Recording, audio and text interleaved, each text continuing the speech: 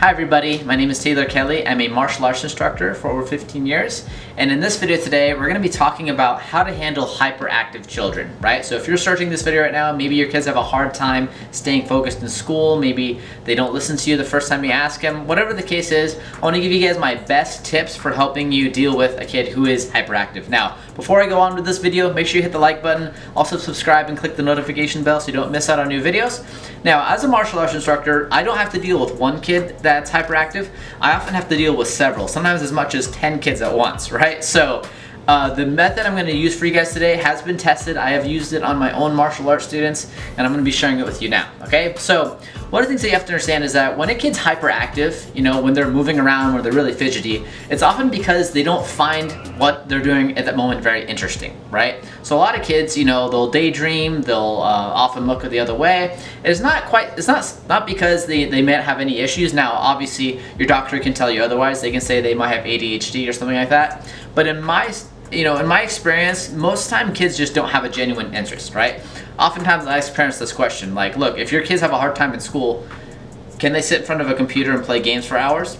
Most of the time it's yes. They will play games for an hour, but they won't do their schoolwork for an hour, right? So how do we find a way to give them that much focus on their gaming into schoolwork, right? Or whatever it is, right? Every kid is focused on things that they like to focus on. So here's how I handle it. So in my martial art class, whenever a kid has a hard time focusing, I do something called modeling, right? So modeling basically means I point out another student in the room, I tell them what a good job they're doing. So for example, if I have a kid named Timmy over here, and I have a kid named Jim over here, I'm gonna say, Jim is up, you know, let's say Jim is sitting really still, not moving at all, very focused. I'm gonna say, wow, Jim, you are sitting so well today, great job.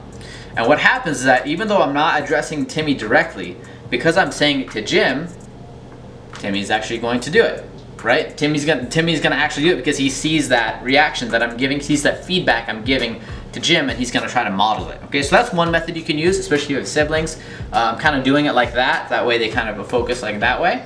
And then the second thing you should do is let them get all their energy out, burn it all out completely, right? So one of the biggest reasons why I often tell parents to have their kids do some form of exercise before they do any schoolwork, you know, this is one of the reasons why I started Dojo Go, is because there's a big demand for getting kids to focus more, and through martial art lessons and fun games, kids are getting exercise, they're getting tired, so that way, you know, they have no choice but to study, right? It's a very weird effect, and there's lots of studies that show this, where kids who do engage in physical activity before schoolwork, they actually increase their output and they increase their focus. So that's the second method, is exercise.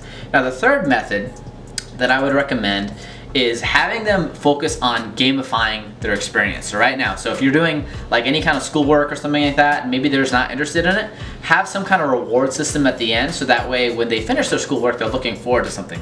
Now, I would also have a time limit. So if you have a timer, you know, like with scoreboard, you know, you can get pretty creative with this. I know some parents who have actually put on their wall, you know, in their homeschool wall, they actually put like a scoreboard whenever they get a point, and then it all leads up to like a special prize, you know, so you have like check boxes, and then when they complete one piece of homework, they check it off, and then it all leads up to the big prize, and they often take a picture of it and print it and put it on the wall, so that way that's something they look forward to, right? And that's something you have to do in the beginning, just to get your kids more interested, and then, you know, obviously over time they'll be more intrinsically motivated. So the first method is modeling, right? So having you know, a sibling or someone else have them surrounded by another kid who's focused. That's another way.